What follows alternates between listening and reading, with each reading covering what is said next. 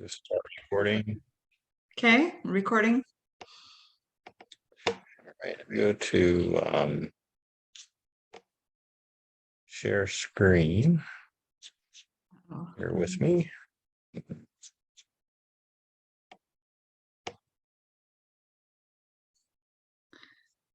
Chat. Thomas, can you hear us now?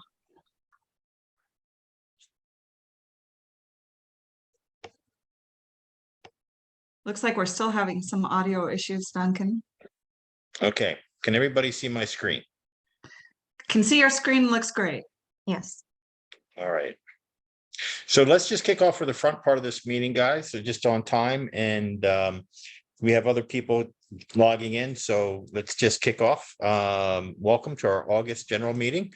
I went too far tonight here in my slides.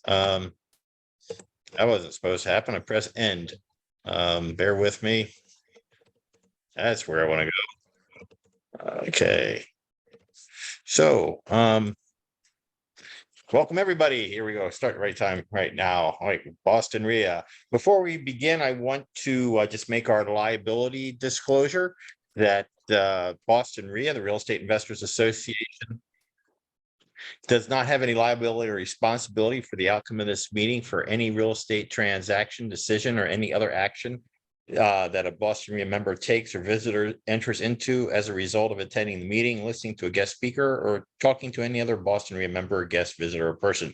You all are adults and can do your research before getting into any transaction, as we should always in real estate. So that is our disclosure. And if you have not been to a Boston REIA meeting yet, welcome. We are the most active real estate investing association in New England. We have a lot of deal flow going through us. We have a ton of networking through our members. Definitely number one in education and an investor resource. We have many things to provide you, and I'm going to be announcing even more tonight for you. So I'm excited every month because our organization just keeps getting better and better. Just click down. Okay, so the Boston Real Estate Investors Association is the largest trade association. I should say a chapter of the largest trade association in the United States. The National REIA oversees us. We go by their guidelines and code of ethics and mission statement. We have many vendors nationally that provide you with discounts, with incentives, and a whole lot more. And we're going to be going through some of our vendors tonight.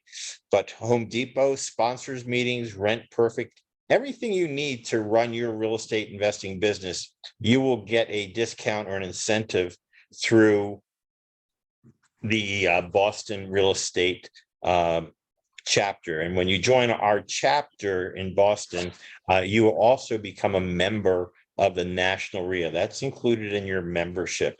So guys, what I'm going to go through is a little bit about our membership a little bit later on. But to begin with, I want to talk about what the heck is going on in Boston, give you our investor-friendly realtor and Home Depot rep at the same time, lady of many talents. She's going to be talking what's going on in the market update and what she's seeing. So I'm going to turn the meeting over to Sarah Abraham, our investor-friendly realtor. Her contact information is below. If you have not contacted her yet, please make sure you get her phone number and email address. So Sarah, I'm going to let you take it away. Thank you, Duncan. Good evening, everyone. Stop sharing. Okay, so I'm going to take the sharing from you here.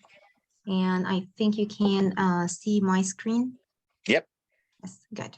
Okay, fantastic. So I'm gonna just dive in right away because what's really happening right now is really crucial and is very important, and you're gonna see how connected it is. So as you know, Duncan, I've been like gathering information from the beginning of the year and looking at it throughout as we progress every month. But you know, just this month, I just want to go back to to last month as well as the month before. Okay, to just see what's the inventory looks like, and what is the, you know, the flow in the market, right? So the market, the inventory that was already low as it is now this year is, you know, anywhere from 25 to 30% lower. So those are just a daily report, so it's not, it's daily, so it doesn't have like a full representation on the whole month. It's just a daily thing. So, but it is still giving me an idea about the interest, how it's keep climbing up, as well as the inventory, as well as, you know, the days, you know, the properties that got contingent, you know, they are a little bit lower. And then the month before, the ones that back on the market. So it's not as busy as it was. You know, if we look in May, or that's kind of like representing June. I just didn't have one ready from June 1st, I think it was. So I got the one from the day before. So it's, you know, 59 versus 40, 49, 15 back on the market versus 9. So this number keeps going down, and that's just a normal result for having low inventory, and then as a result, low movement as well. When I move to next to this month, right? So this is in August again. We're still seeing that the interest rates going up. Houses are also 20, let's say 24, 23% less than the same time last year. And of course, a lot less contingent and under agreement. Back on the market is 4, you know, so we're looking 15, 9, and then 4 keeps going down like drastically. And then the price changes as a result also went down. And then after that, you know, I like to also do a weekly update on the interest itself. So last month, that's where we were last month. We were at 681 for the whole week as an, you know, like the average, and you know, and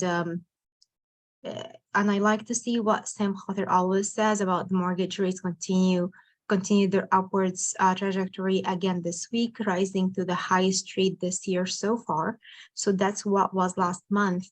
This upward trend is being driven by resilient economy, persistent inflation, and a more hawkish tone from the Federal Reserve. What's happening this month? Guess what? Interest rates has continued to also go up. By the way, those are the FHA rate. But if I look at the conventionally, looking at another whole 1%, so we're approaching 8% at this point.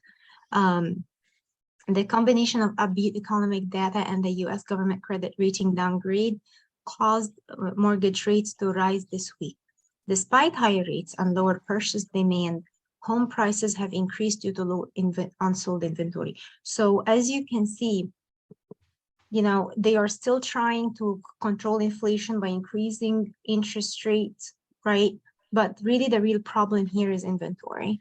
And buyers, you know, they're starting to notice that there's nothing on the market. You know, if you're looking in a couple towns, there's just nothing on the market.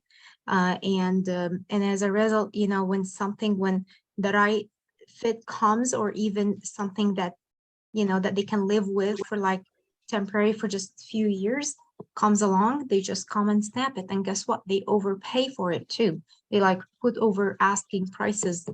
So we're still seeing that despite the low inventory, but the real problem is low inventory. So I always tell my investors, like, you know, if you have a project, I'll get it out sooner than later, because you just never know. Like it's very unpredictable time right now. And at the same time, like it is still a seller's market. You know, if you have something that's what most people are looking for, is just going to go like that after first open house. We're still seeing that. So that's what's happening in Boston right now. So just one quick question then for me, are you seeing any price drops at all since the market? Yeah, I know there's low inventory, but are you seeing any price drops at all? So it does happen. Like we still sometimes see like overpriced property, they sit on the market and then they have to do price drop. I see that a lot, right? But it's already kind of like, you know, when I see it, like I don't even have to dig deeper to kind of like say, yeah, that's definitely, like, I can just look at just a couple numbers. I'm like, yeah, that's definitely overpriced. I doubt this is going to go after the first open house. And it doesn't.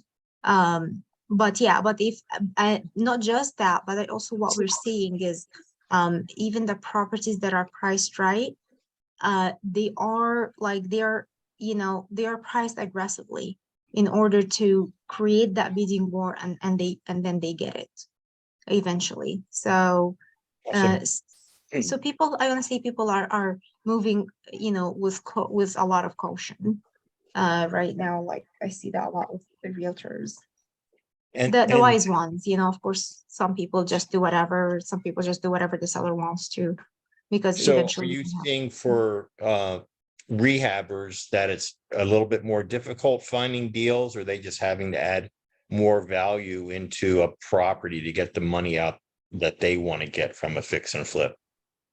So definitely finding deals is the hardest part, of course. Like, that's a definite, right? But yes, like, even I'm not saying like they have to go like, luxury stuff, but at least, like, if you cut corners, you're just gonna get what you pay for eventually, because there is not as much, those the first time home buyers that they used to afford like 4, 5, 50, even 6-ish, those are crushed hard right now. So now you're dealing with the people that are pickier, or so you kind of like need to respect their taste a little bit. If you're working on something, on a project, just don't cut corners. I would say don't overdo it, but I mean, just do it nice. Just yeah. Okay, well, we got some good news coming at that tonight, again, with happy to announce how we're going to find some more deals, and at the same time how we're going to have money for even more money for everybody. So for me, I only see opportunity anywhere in Boston or Massachusetts. So thank you, Sarah, very much for that. My pleasure. And you'll hear a little bit more from Sarah again today. So we have, as not only on a national basis, our business partners, but we have local business partners. And our local business partners are very important to us. And I'm going to first talk about money, because that's usually people's major concern. Where do I get the money? Be it private money, hard money, financing, what have you. And we have a lot of different lenders who do all types of different things. So I invite you to look into our resource section and look at those vendors and see what they can offer you, and really just have a conversation with you. They know that you're from Boston REIA, so they know that you have some sincerity about you, and you want to come up with some questions, and they can help actually walk you through a lot of deals, double check your numbers, maybe even sponsor you into a deal. I want to announce tonight one new lender I'm very, very excited about, because they do nationwide real estate lending. And whoops, let me go to the next slide here. Where'd it go? Gosh, hold on, guys. I got to get to my right slide. And Duncan, while you're getting to your slide, just to interject with everybody who's here, please remember to utilize the chat, copy and paste that into your files. That way you can contact all of these people who are doing the same thing you're doing. So that's how you network online. Okay, so our lender tonight, that's brand new coming on board, is Insolend. And Soheil, are you with us tonight? Let me see. I saw him come in here. Let me just get to the participants and make sure he's unmuted. I don't think I unmuted him. I did not. I'm going to ask him to unmute now and turn on his camera. And I'll make co-host too. All right, Soheil, there you go. Awesome. Hey, can you hear me and see me? Both. Yep. Okay, great. Hey, thanks for that warm introduction. Good evening, everyone. It's a pleasure to meet you all. It's our first time around here, so looking forward to some great interactions and conversations. Just to kind of give some more color on who we are and what we do. Like Pat said, we are a private asset-based lender. We lend on non-owner occupied investment properties. Our programs are nationwide, and we typically lend for fix and flips, fixed to rent, which is for up to 12 months. And we also do offer 30-year mortgages, whether it's for a buy and hold or a cash out refinance. We are a no-doc lender, so our program basically will never ask you for tax returns or pay stubs or W-2s. We are very friendly to our investors. All we need is an appraisal report. We work with local appraisers who are empaneled with us across every zip code nationwide, and we typically close in 7 to 10 days. So it's a really quick process. We issue free proof of funds or pre-approval letters should you need one to put a property under contract. We only run credit once you have a property under contract and are ready to move forward. And in terms of the programs, like I said, it's 12 months, fix and flip, anything that needs a rehab. If your exit is to hold on to it, if you're building a portfolio of passive cash flow, then we can also do the 30-year refinances. We also do offer ground up new construction. So anybody who is looking to go vertical or horizontal, definitely we have a great program. And we also do lend on commercial properties. By commercial, I mean anything which is 5+ multi-family apartments. Again, for both the short-term fix and flip, as well as the 30-year rental refinance. Last thing, which is the most important, is I know we always have a mixed bag of investors. There are seasoned investors who've done 50-odd deals, and there are investors who are looking to get started. So we do have a first-time investor program, which would be a great fit for any investors or anybody who's been on the fence but is looking to get started. So whether it's your first investment deal or it's a 50th investment deal, our program should find a good sort of leverage box for you, and the process is extremely investor friendly. Also, one more thing I'd like to touch upon is if we have any realtors, any wholesalers, we do cover your wholesale fee as part of our loan proceeds. So investors don't have to come out of pocket to cover those costs. It's basically built into the loan. And we also do have a foreign national program. So if you have investors who do not reside in the US or are in the US but not US citizens, we can definitely work with them as well. And with all of these programs, the last thing I'd like to touch upon is we also do offer portfolio loans. So if you're looking to work with more than one property, whether it's a purchase and a rehab or a cash out refi, you can bundle up more than one property into one blanket mortgage. And yeah, that helps you save your closing costs and fees, and we can make that work as well.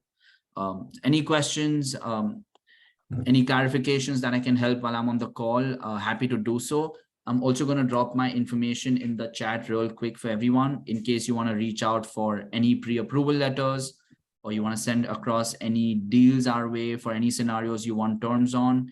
And I also have my email and phone number in this information that I just shared.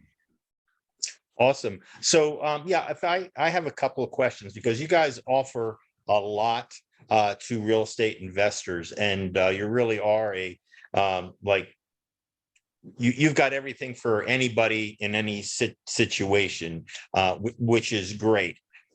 So first of all, let's talk about the proof of funds. What would that process be if somebody just wanted to get that? Do they have to be somewhere of making an offer first, or they want to, a lot of people have fear. They figure if I got a proof of funds first in my hand, I'll go out and make offers. Are you talking to somebody that is that level of new, or, what would that process be like, just getting a proof of funds? So it's pretty simple. You don't always need to have a property identified to request a proof of funds. If you want a blanket pre-approval or a proof of funds letter because you want to take it to your realtor and say, hey, listen, I'm pre-approved for $500,000. Why don't you try and find me something that fits my box? That's fine as well. All we need for you is to have a business entity, such as an LLC or a corporation, because we only lend to business entities, since these are investment loans, which are business purpose in nature. That's it. We don't run credit upfront. We don't run background. We don't need for you to put down any deposit. We don't have an application fee upfront. So the proof of funds is absolutely free. and it can be used for whether you have any specific properties you identified or you're just looking for a blanket proof of funds. So if somebody's new and they want to get into the game, they could call you and you could assist them with, they say, hey, this is the type of property I want to do, but I don't really know how to structure it to the best terms and what type of loans you offer. Is that something that you could help them with? Absolutely. We spend most time with our investors just structuring loans, because a lot of the times, given the current environment where real estate is cooling off, what we've seen is a lot of my investors who initially took loans from us last year because the strategy was to exit as a sale, but the market's cooled off. So the properties are listed. It's been a month, it's been a 2-month period, and you still can't sell the property. So we also do structure these as, hey, why don't you bring in a tenant? We'll just refinance you into a 30-year mortgage. We'll give you a 1-year prepayment penalty. Hopefully that's good enough time for you to hold on to the property, earn some cash flow, and then sell it when the market gets back to a better shape. So we do work with our clients, and a lot of the time that we spend is helping them structure deals. It's more consultative rather than you bring me a deal and I just give you the terms. So we'll definitely work with you on all of these aspects. And then are you seeing a specific type of property more desirable than others right now that investors are going for? Or are there any type of properties your company would be staying away from? I don't, you hear about commercial. No, you can't get financing for commercial buildings right now. Yeah, so we're actually, the properties we don't lend to are mobile home parks. And we don't lend to office, retail, warehouse, and hotels. Okay. Anything which is residential, which has a foundation in the ground, whether it's a single family, 2 to 4 unit, condos, PUDs, townhomes, 5+ multifamily apartments, we lend to all of these. Awesome. And what sort of money would the investor need to bring to a deal? Like in different parts of the country, we're hearing now, it used to be 20. I'm hearing you got to at least bring 30% to the deal as an investor to buy a second property. So if you're an experienced investor, if you've done 5 deals in the last 5 years, we only need 10% down, which means we will finance 90% of your purchase and we will cover 100% of your rehab.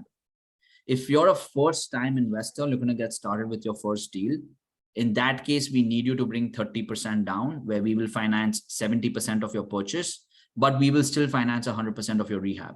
So we always cover 100% of your rehab. And then somewhere, depending on your experience threshold, if you've done 1 deal, we'll do 75% purchase. If you've done 2-3 deals, we'll do 80% purchase, for our max leverage being at 90% purchase. So that's how the program is tiered. And just to also mention, anybody who requests a pre-approval today, while we are on this call right now, we will be issuing these pre-approvals immediately. So before the call ends, hopefully you have a pre-approval with you in your inbox. Okay. So everyone on the call, please use the chat bar, put your name, email, and phone number in there. And everybody else in the chat bar, even if you're not in the wanting the pre-approval, that is your area to put in what you have, need, or want. We'll be discussing that a little bit later on. So it's up to you to copy and paste all that information that's being shared in that box. So please make use of it. All right. Thank you very much, Sohail. Glad to have you on board. And we're going to move on from there. I'm going to remove you from the spotlight and then one more. All right, guys, if you have not signed up for our Boston REIA newsletter, please go to our website, and on the right-hand side, put your name and information there below. That gets you our newsletter once a month and any deals that come in. If you want to network in person, the first Monday of every month down at the Stellwagen Beer Company, have some brews and brew and networking. So it's a great subgroup from 6 p.m. to 8 p.m. And that is our networking person right now. We'll be opening some other ones up around the area. For right now, that is one of our subgroups. I invite you to join us. I hope everybody by now has logged into the members area. If you're a member, you log into the area, you can post your properties for sale or for rent to every single member of the Boston REIA. They will get notification of that property. And it goes in front of, anybody who's a member of Boston REIA. So if you're looking to get exposure to lots of people, please log into the members area, go to property listings and add your deal. The other thing we have, I hope I announced it last month, is the HomeWorth E national real estate data portal. So if you're looking for housing market at a glance, for trends, for prices, for people, what have you, you can see what's going on using this data portal. In the past, it used to be a minimum of $35 a month to use. It's now included with your membership. So another tool for you to use, to utilize, to buy property, just not in Massachusetts, but other states as well. The whole US is open to you to use, and that is in our membership area. Next month, I've been just teasing people about this, is our new REIA partnership and member benefit with Life and Air. And Life and Air, we're going to start adding in not only business success, but personal success, online mentoring. We're taking a life first approach to your real estate investing business to make sure you have a crystal clear vision of where you want to go, how to set up your real estate business and your life to match what your goals are. So next month we'll be talking about Life and Air and all the cool tools you'll get from them. So make sure you're at next week's meeting. So we want to help you make money. That's what we're all about in the real estate investing field. And that's all, thing you got to do is become a member of the Boston REIA. So, if you have meetings in person, you get free entrance to the subgroups, you get we didn't even go through Home Depot yet. I'll let, Sarah talk about that shortly. We have exclusive member benefits. We have discounted workshops. We have things just for you. And, the other thing is the tax write-off. But you got to learn that this is a team sport. You have to be a player, and, we're here for you. So we're asking you to join us tonight. And one of the big reasons is our Home Depot benefits. If you are rehabbing or you're just buying for your own account, going to remodel your house, it makes sense just to join, just to get customized pricing and cash back from Home Depot. So Sarah, you ready to take it away again? Yes, I am.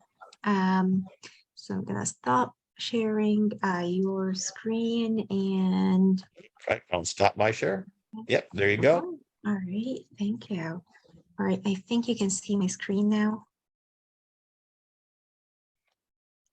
Yes. I can see it, Sarah. Okay, good. All right. Hello again. I just have still this slide. So I am an investor friendly realtor licensed in Mass and New Hampshire. I can help you with residential or commercial, just like Sohan said, anything that is 5 units or higher, that's considered commercial. But let's dig in to Home Depot. It's a fantastic rewards program. So this is a rewards program, right? So think of it like, CVS or Stop and Shop. So how it works is that you give them your number, your email, and then you sign up with them. The more you buy stuff, the more discounts and rebates and stuff you get. Home Depot is no different. They just have their own system, but it's same idea basically. And eventually, if you were to go to Home Depot Pro Extra and you can sign up with them, then you will get some discounts. But if you are a member of Boston REIA, basically Duncan and Kelly, they negotiated as certain deals for us, for our members. So this way you get to get more from just being a member in the Boston REIA. And that's what we're discussing tonight. So our members, they get 2% rebate by annually on all purchases. It was just with a minimum spend of $5,000 per minimum. So they have a fixed rebate periods. They start from January 1st until June 30th, and then July 1st until December 31st. So last month was just the beginning of the second period. So let's say if you join today, you still have to spend the $5,000 to qualify for the 2% rebate. And how it works with rebates, you get a Home Depot gift card.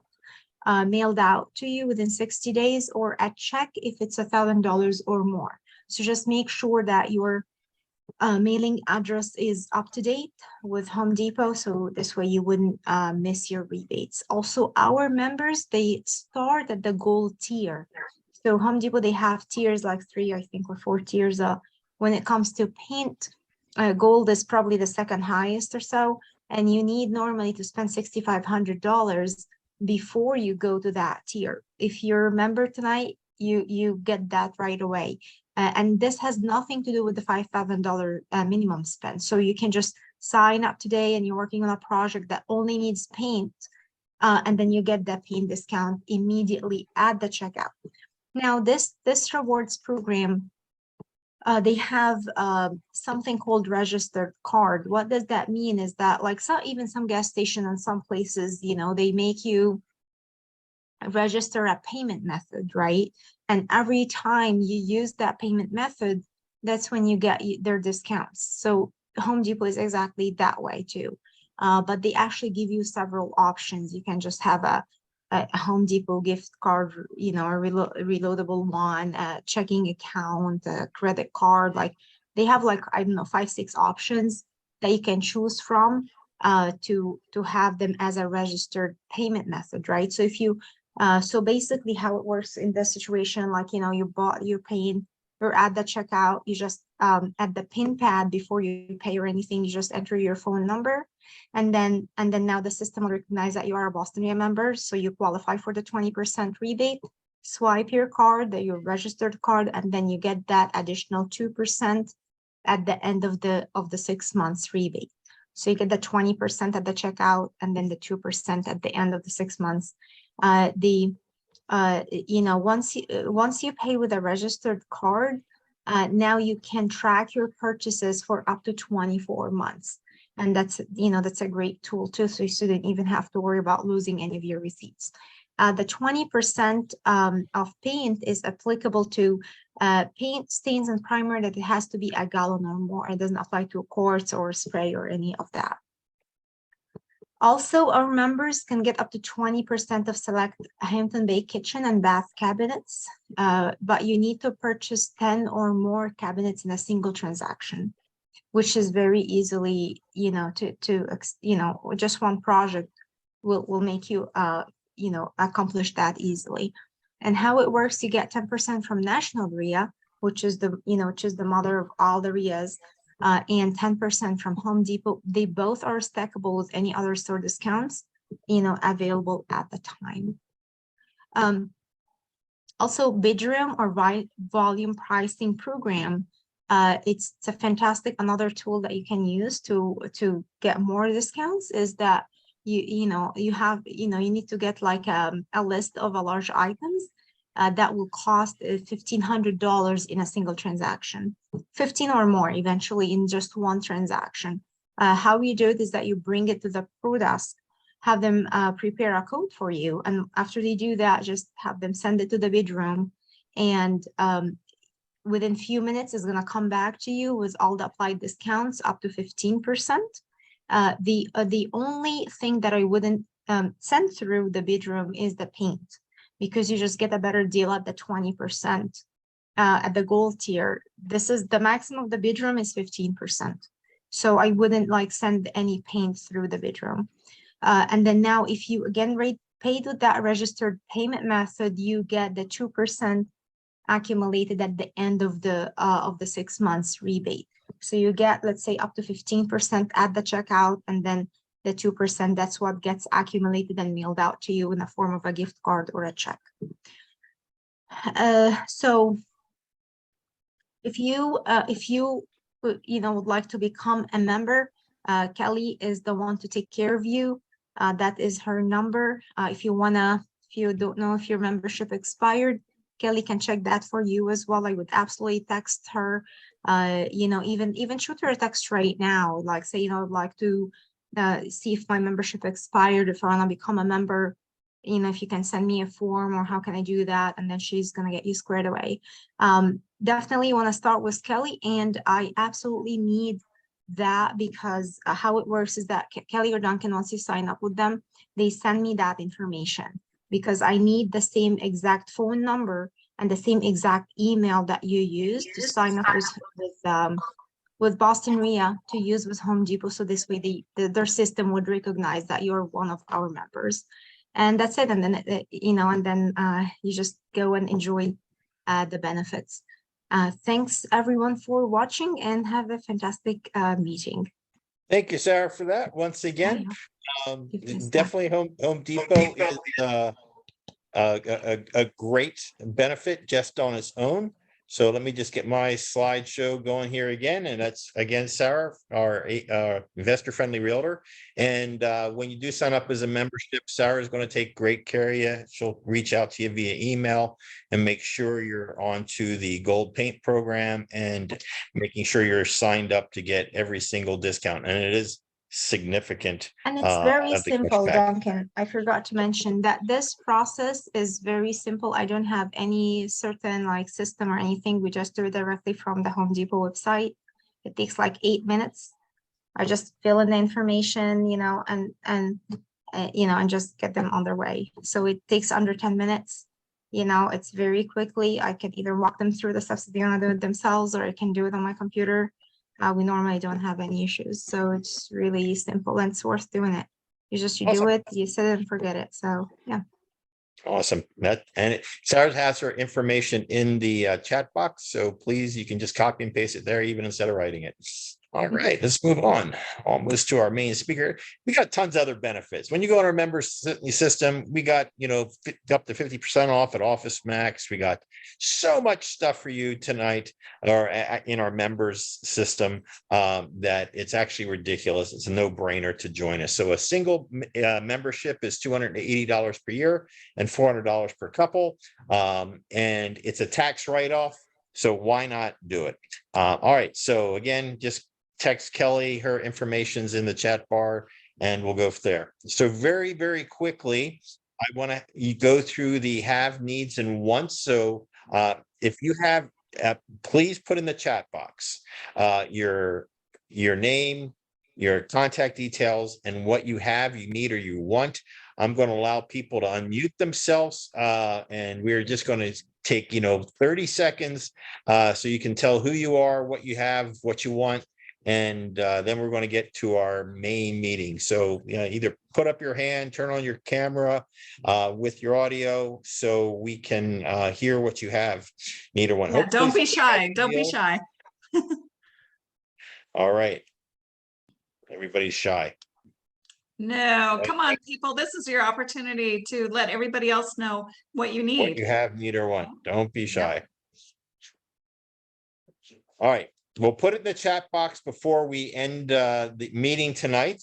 Like I said, then you copy and paste everything from top to bottom in that chat box. That's your networking area. So if you're looking for a deal, you have a deal, whatever, you offer, pet services for, getting pee out of carpets, put that in there.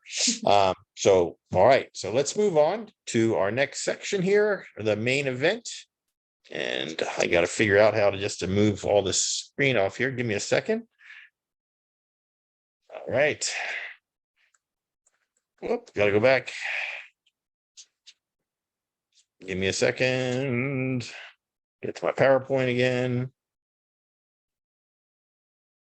All right.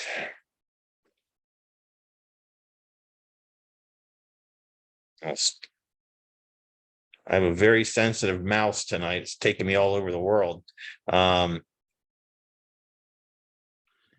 Screen share, PowerPoint. All right, here we go. So our main event tonight is from another national real estate investors association preferred vendor, REI Pro, and they're going to talk about mastering lease options.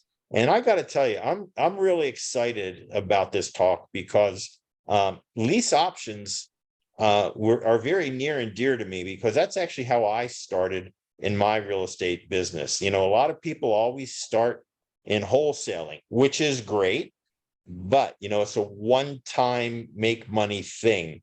And sometimes the deals are a little bit harder to come across, wholesale deals. but there's just so many lease options out there. So once I fully understood the concept of this, my first month I did 1, my second month I did 2, then it was 3 to 5. So by the end of my first year doing lease options, I had 60 houses under control. 60 houses my very first year of doing lease options. My family wanted to know what I was doing, so my cousin said, "Can I do this?" And then she went out and did the exact same thing. Actually, she beat me, but I'm not going to. I guess I'm not going to tell her that, but she actually got 70 her first year. And lease options are a way to become really financially free, and just buying the right properties. I bought a couple duds that I didn't make as much as I wanted to, but when you have the correct data and you're buying these correctly, they're going to give you 3 paydays. So I'm very excited about tonight. So 2 of the guys in the industry who have the software to make this an incredibly easy process is Bo Manry and Chris Goff, the founders of REI Pro Software. So I'm going to say, that's all I'm going to say, introduce these guys, and you can have questions and answers at the end. So guys, are you with me right now? I am. I'm here. Awesome. Well, like I said, I'm really excited about lease options. It's one of my most favorite tactics, and I don't think enough real estate investors knew them, but it just makes sense. So That's again, the beauty of them. Yeah, it just makes sense. And they're so damn easy, So that I guess you'll go over a few states where they're a little bit more difficult, but there's ways around it. But we'll go from there, guys. I'll turn it over to you. All right. Well, let me Stop my share. Stop your screen there. Let me throw up the PowerPoint here. Good. Awesome. Let me get it out of the way there. Well, anyways, hey, Duncan and the Boston REIA, thank you so much for having Bo and I. We really appreciate being here. And I can tell you, it's one of my favorite subjects to talk about. This is, you have to be diverse in this business. You can't be that one shoe fits all approach. I started wholesaling and then got into lease options and then got into seller financing. And, I always say you got to be able to go to a seller, let them tell you their situation, and you have a solution for it instead of just saying, hey, I'm going to, pay a cash offer. Well, why not control property? Why not work with properties that are in good condition, nicer areas? And that's really what I love about lease options is that control piece. And Duncan, you said it, it's one of the only strategies outside of seller financing that you have multiple profit centers on every single property. And we're going to cover all that tonight, but we're going to do it a little bit different tonight. So it's going to be our pleasure to not just, it's always talking about theory of what something is. You could go to Google and get the theory. But here's the thing. We're going to teach you how to execute it. To me, that's what holds everybody back in this business. They want to be in real estate, but they don't know how to execute the business. And so anyways, thanks for having us. We will get going here. Just a little bit about us. For those that do not know us, my name is Chris Goff, and I was actually born in Connecticut. My whole family is from the Northeast. And the one thing that I bring down now that I live in the South is that I'm just very forward. I just tell it the way that it is. And, everybody calls me a Yankee for doing it, but hey, that's just the way we do it up north. So, but I grew up and my dream job was to work on airplanes. So went to school, got my degree, got my license to work on airplanes, and the airline industry was down. So I couldn't even get a job for something I was just so passionate about doing. So I decided to go into the Air Force and worked on a fighter bomber plane in the Air Force. And when I got out of the Air Force, I finally landed my dream job at Dulles Airport in Northern Virginia, working on airplanes. And after about a year, I realized, although that was my dream job as a kid, that was not my dream salary as an adult. So I started getting into this real estate stuff. And yes, I'm one of those people that ordered the Carlton sheets So only the people over the age of 40 probably know what I'm talking about on this call. And I started going through the information and I was totally confused. I didn't know where to begin, but it was something in my heart that said, I'm going to go do this. I'm just going to go figure it out and get out there. And, I embarrassed myself. I started wholesaling and it took me about 3 months to do my first deal. And once I did that first deal, made $4,000, I tell you, I was hooked. I mean, that's all I wanted to talk about is real estate. And the rest of the year, I ended up doing 46 of those. But I quickly learned that when you wholesale a property and you get paid, you're unemployed again. So you have to continually find more deals. That's why I started getting into lease options. And I started in 1999, so several years ago. And since then, I've closed over 500 deals. I have trained so many people. I've been blessed to be a 3-time best-selling author. And I've been on almost every single major network, ABC, CBS, NBC, Fox, USA Today, Forbes, and all that good stuff. And I'm very blessed to have one of the best partners in the world, Mr. Bo Manry. Oh, well, thank you, Chris. A little bit about me. I've been a business entrepreneur my entire life, as far as my adult career after college. And I've started numerous companies, all related to software, whether it's e-commerce or medical field software. And really the last 9 years, Chris and I have worked on REI Pro, trying to bring the tools for real estate investors. I got into real estate in 2007, really started cranking it up in 2008. And like you, Duncan, a lease option was my first deal. It wasn't a wholesale deal, but I have gone and grown and did every type of strategy there is in real estate, but I actually love lease options. And I don't know if it's just because it was my first one that I ever did, but it just seemed like it clicked and it was easy for me. So tonight's going to be really powerful training. And for the people who get it, it's one of those tools you need to have in your toolbox. So we're glad to come on here and share this with you tonight. Awesome. That's just a little bit about us. So here's what I always tell people. This is the very first thing that you need to do, and that's just take action. You see so many people, they sit on the sidelines.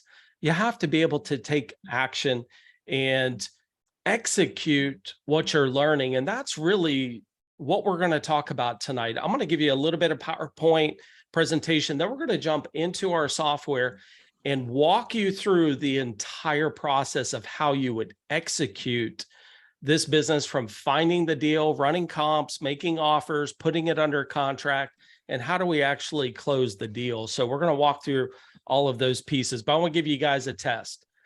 4 frogs sitting on a log decided to jump. How many are left? 4. See, deciding to do something is nothing. Doing something is something. So take the information tonight, be a part of, the REIA, because, when I got started, it's funny, Duncan mentioned that this is a team thing. And when I got started, I was like, I'm not telling anybody what I'm doing. Like, I don't want anybody to know. And I quickly learned that it does take a team of people. And, just to be able to have the relationships that you could build at the REIA is just going to be phenomenal. Is a big reason why we wanted to be a part of the National REIA as well, because it's about connecting people. And that's ultimately what's going to make money. So, all right, so let's get right into it. Just a very simple definition. This is how I define it. If I mention lease option, rent to own, or lease purchase, to me, they're all the same. Okay, so simply defined, a lease option is a lease agreement combined with a purchase agreement. And through the lease option agreement, a buyer leases a property, usually 1 to 3 years, then has the right or option to purchase the property on or before the end of the agreement. And I want you to simply look at it just as 2 pieces of paper. I have a lease agreement, and then I have an option to buy agreement. And that's really what it comes down to. But I'm going to teach you how to connect the dots now. But if you're still confused, I want you to look at this business as if you leased a vehicle. So you make a down payment, you make monthly payments for the term of the lease, and then you have a decision. Do I buy the car, get financing, buy the car, or do I turn it in? that is almost what a lease option is with a house, right? I think that was the one strategy people missed out years ago. It's like, 75% of airplane sales are done by lease to own program. You hear about, you can rent furniture. There's all kinds of things that you can do rent to own, but what about real estate? And this applies, I don't care if it's single family house, a condo, townhouse, commercial buildings, apartment complexes. It's irrelevant of the type of real estate that we're talking about because it's for everything. The first question people always ask me is, why would somebody lease their house with the option to buy? We say that about almost any strategy in real estate. Like, why would somebody sell it, at that price? Or why would they take terms over here? Because I always look at lease options, to me, is what we call terms strategy. It's how much down, how much a month, and how long can I do it for? And really, that is the American way. So let's look at just some of the reasons. You think about anybody renting their home. Now, if you're just renting to college students and that's all you do, that's one thing. That's not the seller or the owner that I'm talking about. Some people, they can't sell. Maybe they have little equity and they can't sell, so they decide to rent their house out. I always said, if somebody is willing to accept a monthly payment, now it's just a matter of deciding, would they eventually sell it, right? So in time. So anyone renting their house, this one is huge for people that have very little equity. I mean, you think about how many investors go after properties that have no equity, like zero. This strategy here, you can just about pay full price and still make money because we have multiple profit centers, which I'm going to share with you. Maybe they just don't need the cash right now. And I know that may sound funny, but I can tell you, I've spoken to a lot of sellers. There are sellers out there that can't afford to pay the capital gains this year, but maybe next year, maybe they got a job transfer. I'm not even talking about somebody that lost their job. What about somebody that got a job promotion and they need to move out of state? The first thing that I think a normal person would think of is, let's sell the house. And if we can't sell the house, we'll just rent it. To me, that's where we can approach that seller with another alternative strategy, and that's going to be a lease option. Trying to buy another home, they can't sell their home, don't want to pay capital gains tax, like I said. Let me just share with you some of the benefits from the seller, and then I'll go through buyer and investor. Like I said, we could pay full price, and I'm going to show you how we structure the deals, how we could do that. Receive a non-refundable down payment. So this is unlike a security deposit. So if you lease the property out, you would get a security deposit.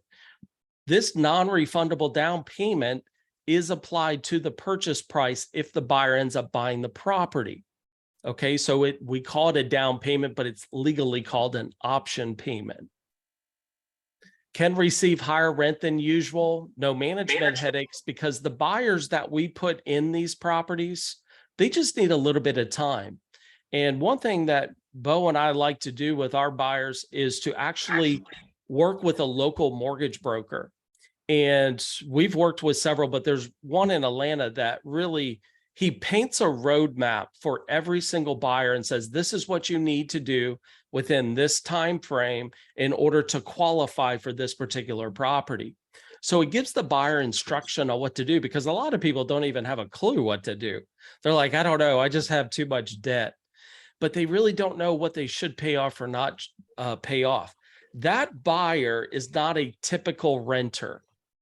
In their mind, they're buying the property. So I don't have to worry about those, come fix my toilet problems and really manage the property. No or little maintenance costs. The one thing that we like to put in our agreements is that the tenant buyer is responsible for up to $500 per occurrence. And we'll state this in the agreement.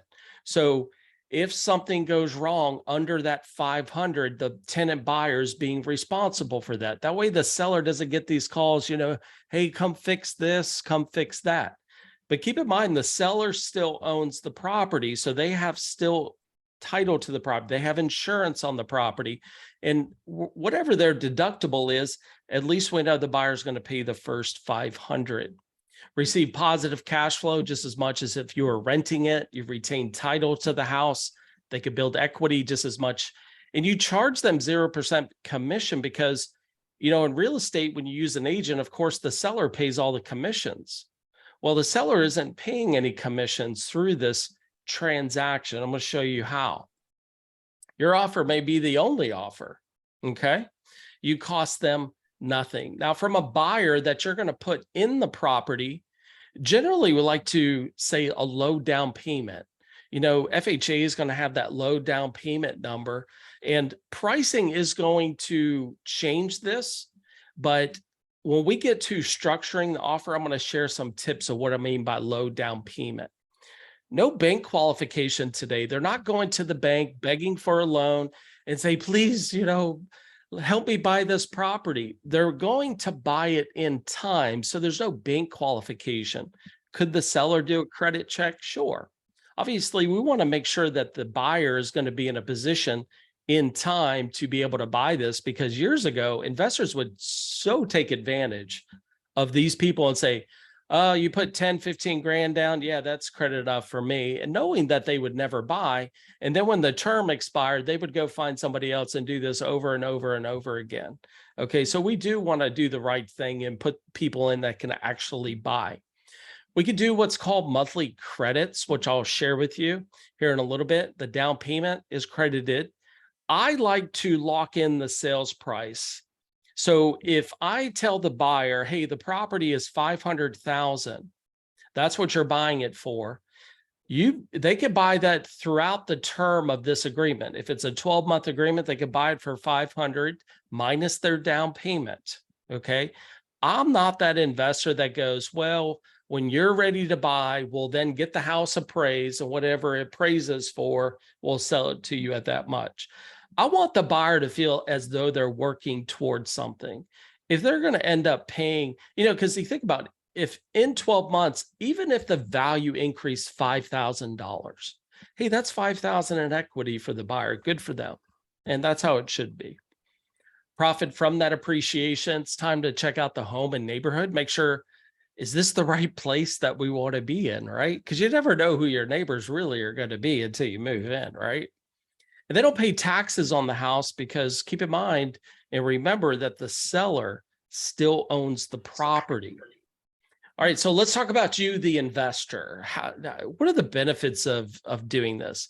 Number one, there's very little competition out there that's doing this. Like Duncan said, most people do start in wholesaling, which to me, I think it's probably the easiest strategy to learn is wholesaling from a learning point of view. Lease options is just a little bit different. It's a different viewpoint. I remember when I did my very first lease option, I totally messed the contract up. Right when I thought I knew what I was doing, I was like, oh my gosh, I just did that all wrong. I totally messed up the contract. And I didn't lose money, but I did break even on the deal. But it taught me, I was like, oh my gosh, it's really, we're going to be able to break this down tonight. So simple for people, because I made a mess of this strategy when I first started learning it, and I see so many people do. But most people are not working with nicer homes in nicer neighborhoods. They're not working with homes with little equity, and that's a door opener for this strategy. So there's more deals to work out there. It doesn't require any money. You could put your own money into this, but I'm going to show you how to do it without. You get some immediate cash. You can build a long-term asset with it. And here's the best part, that you don't have to offer any lowball offers to the seller. Because remember, we could pay up to full price. So if you could go into a property that's in a nice neighborhood, just a normal, nice home, and offer close to asking price, I mean, you're already different than most investors out there just by doing that.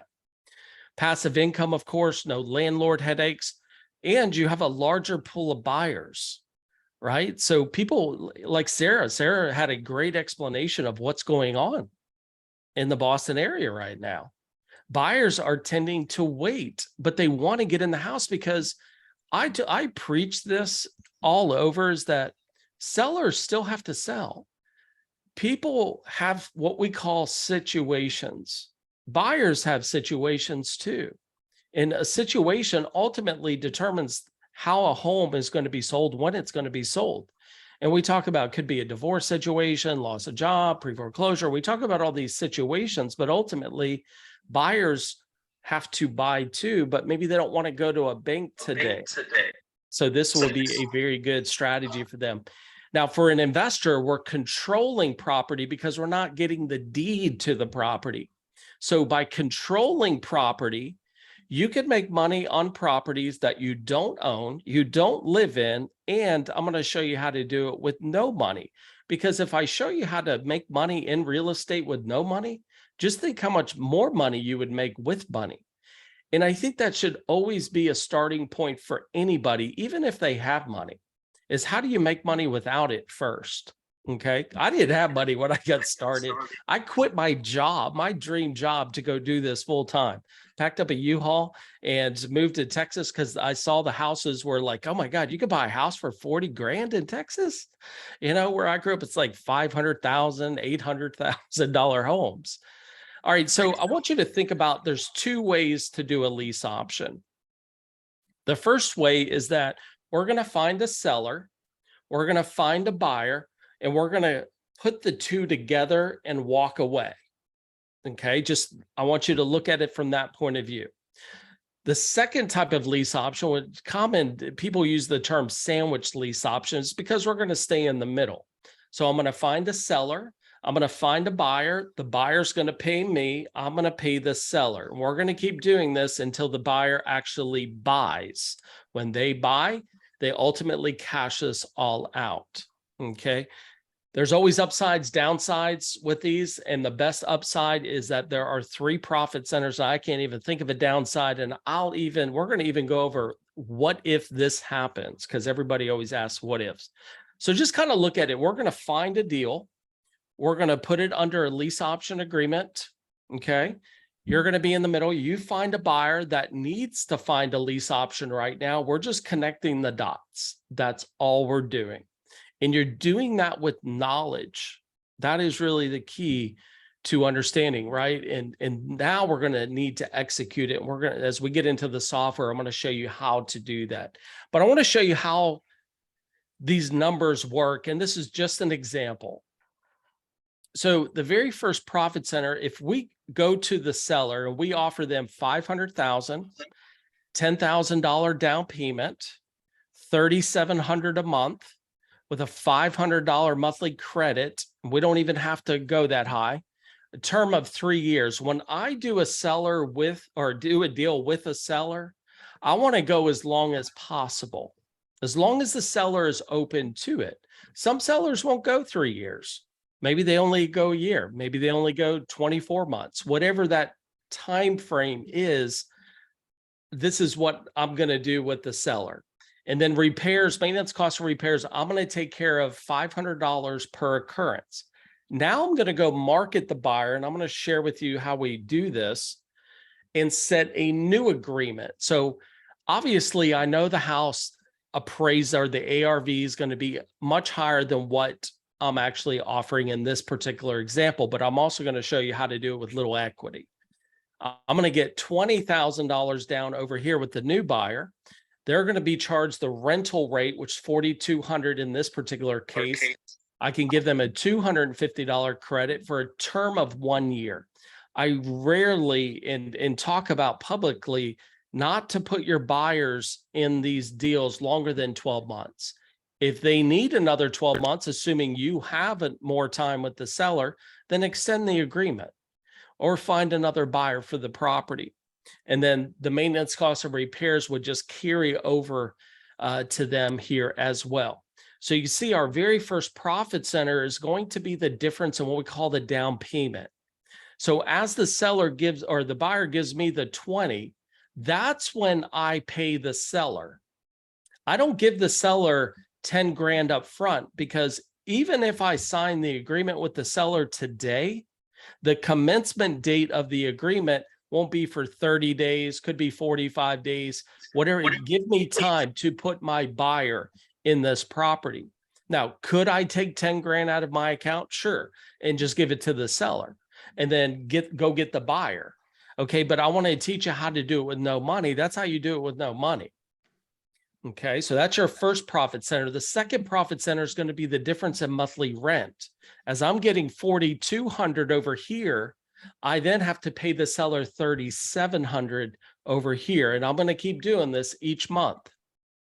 And then the third profit center is going to be the difference in sales price.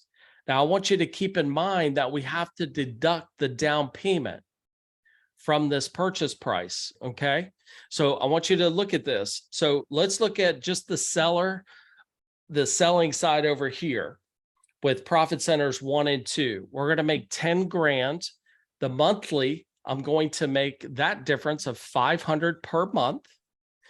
So in 1 year, if they go the full 12 months, that would be $16,000 profit. So just these 2 profit centers, you get paid today. I get paid each month. And then when the new buyer buys, I'm going to end up making more money. So this is how you figure out how much that is. So if you look at the agreement with you and the seller, we agreed to pay 500 minus that 10. Plus, remember, I'm getting a $500 monthly credit per month as long as I'm paying the seller on time. And then I'm going to deduct that. So my cash out price now in 12 months is $484. Whereas the new buyer is paying $550 minus the 20 minus their credits of 3. They're buying it for $527.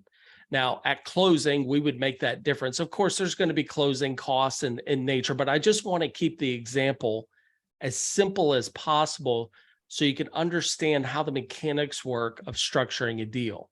Okay, you don't have to get all this right now, but you will. Total profit just on that one in 12 months here, 59 grand. Okay, so one deal, one deal doesn't make you rich, but you start doing multiple deals. That's really the key. Now, if you just did a few deals a year, I mean, that's more than most people make in a year, right? And the great thing is you're not actually applying for bank loans. It's not going on your credit report, because what we're doing is controlling properties. And you don't need every seller out there. I hear so many people like, well, if I were the seller, I wouldn't do that. Well, the one thing you can't do is put yourself in the mind of a seller, because usually what we're looking for is a situation. And a situation is something that's causing the seller to sell the property. Okay, there's a reason why they're doing it. And that's a very important question, which we're going to get into. But what happens if the buyer doesn't buy in 12 months?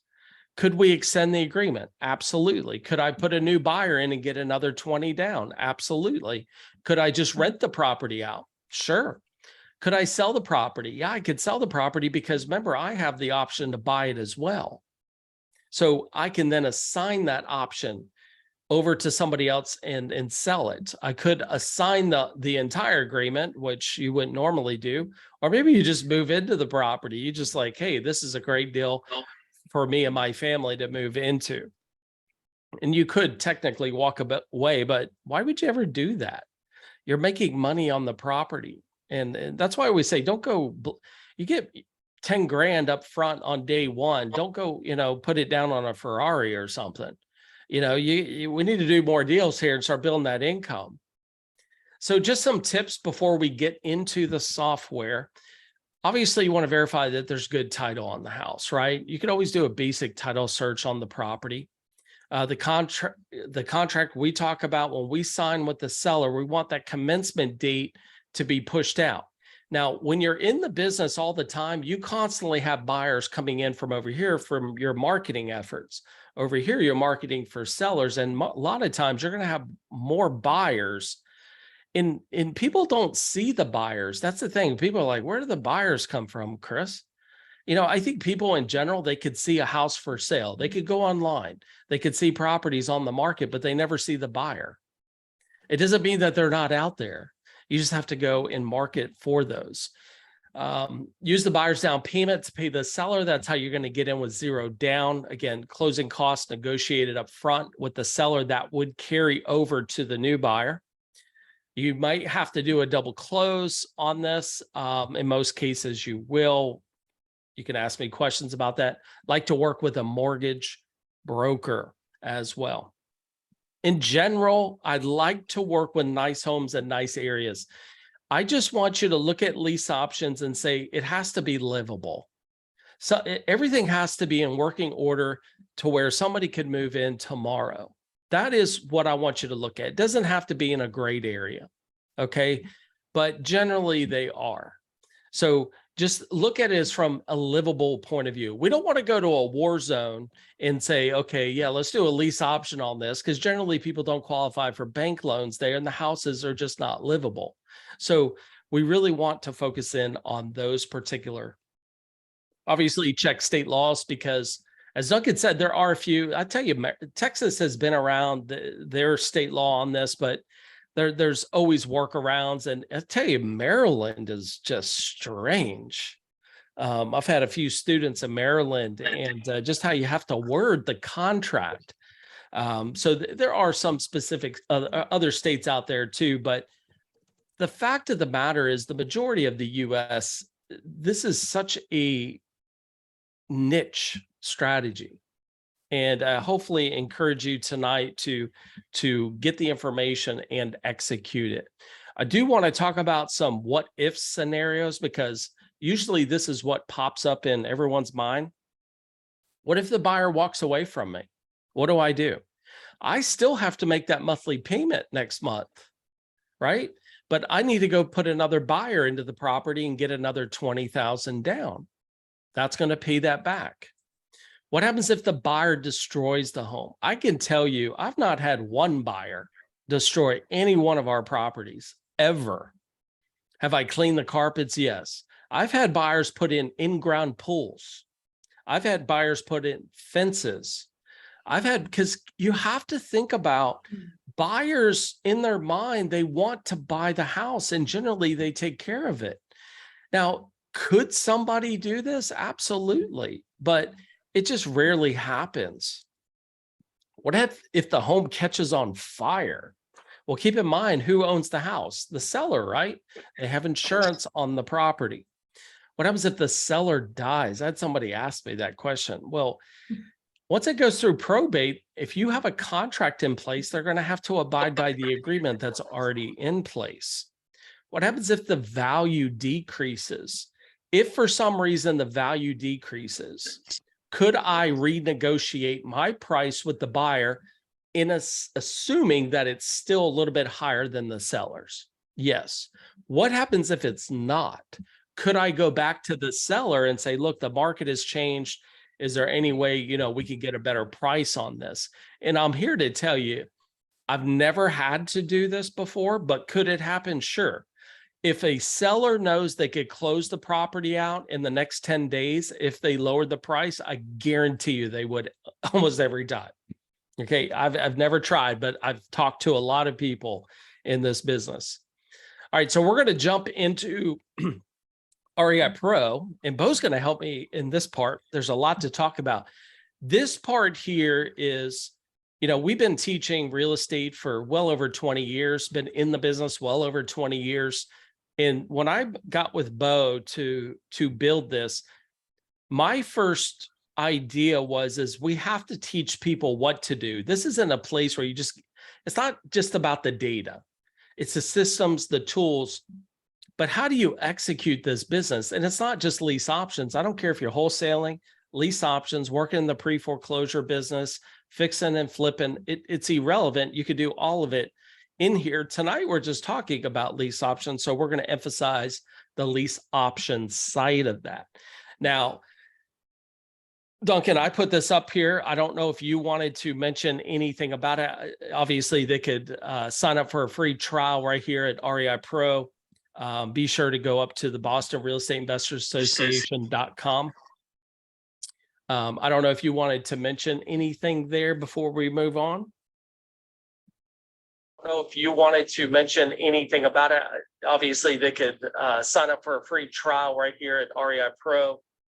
Be sure to go up to the Boston Real Estate Investors Association.com. I don't know if you wanted to mention anything there before we move on.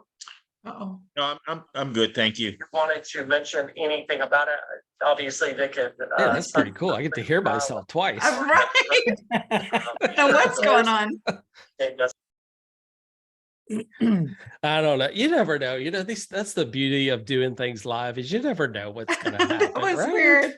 That was weird. Entertainment. All right. So I'm in REI Pro. This is one side of our dashboard. I'm not going to spend a lot of time here, but to me, this is super important.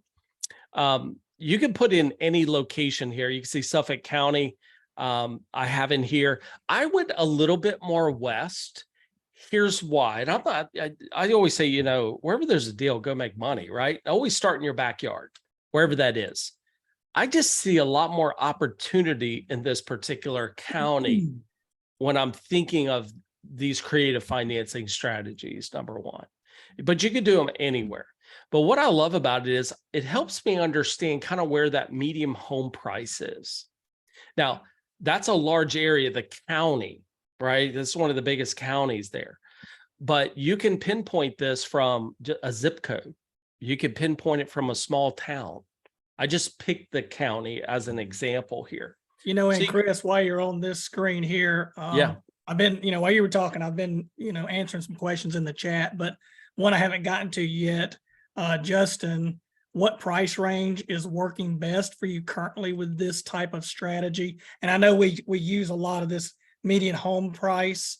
And these are, you know, these properties are going to be nicer properties. These are not in your war zone type things. So I didn't know if you wanted to mention how you can say in an area, Yeah. here's where you get your median home price quickly. And we kind of stay with that and above.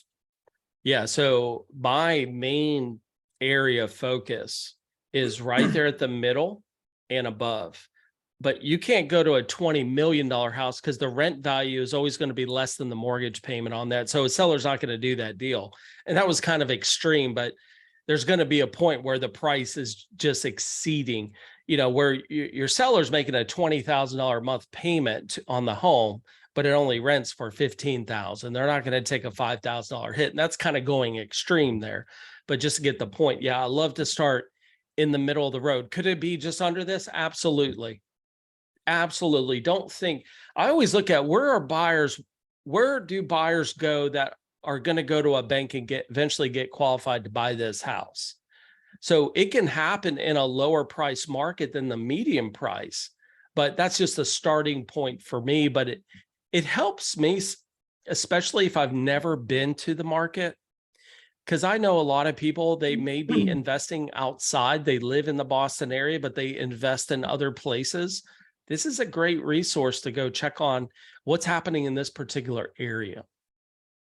Anything else on this, Bo? Because I really want to start finding deals right Now now. let's dive into So- the deals and how we're going to do this. You ready? I'm ready. All right. So to me, finding the deal is you should be spending 90% of your time on this, because without a deal, nothing else really matters at this point. So we have a lead generation tool called Lead Pro inside of here. Now, you can enter a city, county, or zip code. I'm going to go big range just for example purposes, just so you could see what's out there from a big picture point of view. But feel free to come in and really narrow this down to your specific area where you're looking to go. I will mention you can look up any place in the entire United States. This is not just geared to a specific area. It's all 50 states in the US. We're going to go to a county because I really think this is a good opportunity, but again, it could be anywhere. We have several different what we call lead types. Now, we have what's called absentee owners, so people that own property there, but they don't live there in the property. They live somewhere else. Properties that are free and clear of any mortgages, or high equity, low equity, owner occupied properties. A lot of realtors use this service to go really market specific subdivisions. I'm going to show you all this in a second. Pre-foreclosures to me is another very niche business to be in. And so that's another great lead source. Any properties in a trust, properties that are upside down. You know, years ago, short sales became like a big thing, not as big as it used to be, but you're still going to find people that are upside down, meaning that they owe more than what their property is worth. One of my favorites is vacant properties. So there's 1,321 vacant properties right now. So this gets all of our lead sources. We update the system Monday through Friday, or all. Bo, you would know that because you're the techie Yep, on this, Monday through but Friday. every day, Monday through Friday. So we're going to get the most accurate, but the vacant properties is coming directly from the post office. So the post office says that if somebody does not pick up their mail within about a 90-day time frame, they deem the property vacant. Okay, and then we get that list. Now, why would that be important? I want you to think about, why would somebody have a vacant property? They're paying taxes on it. They're paying insurance on it, hopefully, right?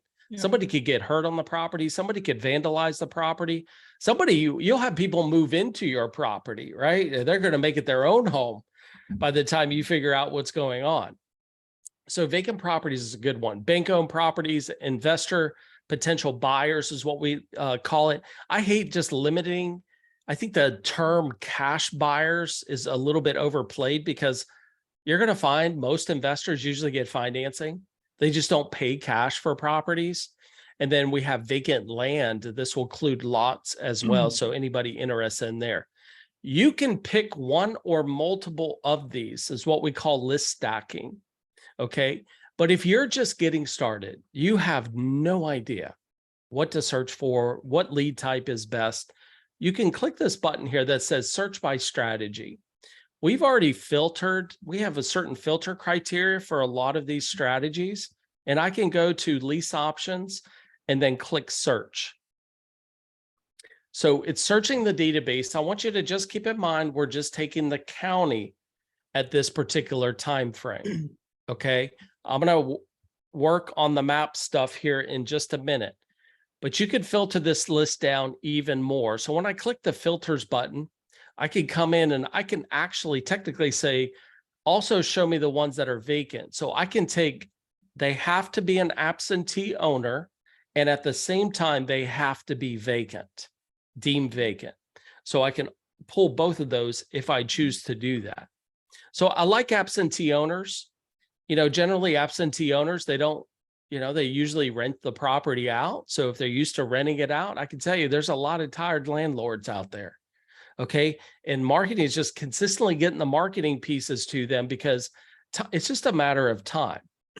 I'm going to target just single family houses. You could target townhouses, condos, mobile, multifamily, commercial. And if it's not one of the big buttons here, you can type in the box and you could search for anything. I don't care what it is. You could search for a dairy farm, an airport, a bowling alley, whatever is recorded in the US, we're going to have access to. Okay. So you can literally find anything you're looking for right there. Now we go down to values. I always said before, I like to start at that middle price point, but I left it blank on no max. I can put a max in here.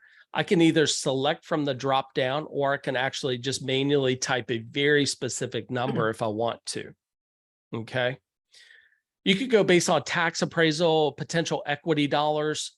I put in percentage of equity. So how much percentage of equity is in this property? I set a minimum to 20%. If you feel free, if you want to go in and change, no, Chris, it's got to have 50%. Okay, it's got to have 50%. But 20% is kind of that some magic number that you're going to find this niche business, because it's that magic number where they don't have that much equity in the property. And a lot of times, if they have to sell, they can't even afford to hire an agent to sell some of these low equity situations. So I think it's great to target properties that have low equity, but at the same time, the more equity, the better, right?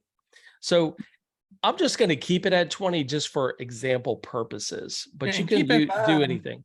Yeah, keep in mind, you started with this as a strategy, so Yeah. these numbers are already defaulted for you. So if you're in a different area, your estimated value is going to be based on that area because we've kind of predefined how to get started with these types of leads for lease option. Yep.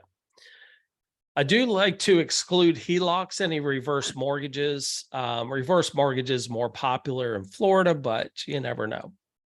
If you go down to the property attributes, if you're very specific of saying, I have to have a 3.2, whatever that number is, you can put that in here, as well as the square feet, the lot size, the year built, and the last sold date. So a lot of people think that I want to target properties where the owner has owned the property for more than, let's say, 2 years. But I'm here to tell you, and I keep telling people this, if you are going through a situation that is causing you to sell the house immediately, does it really matter how long you've owned the property? I mean, hey, I wasn't in divorce yesterday, but today I am, right? I mean, even if I just bought the property last month.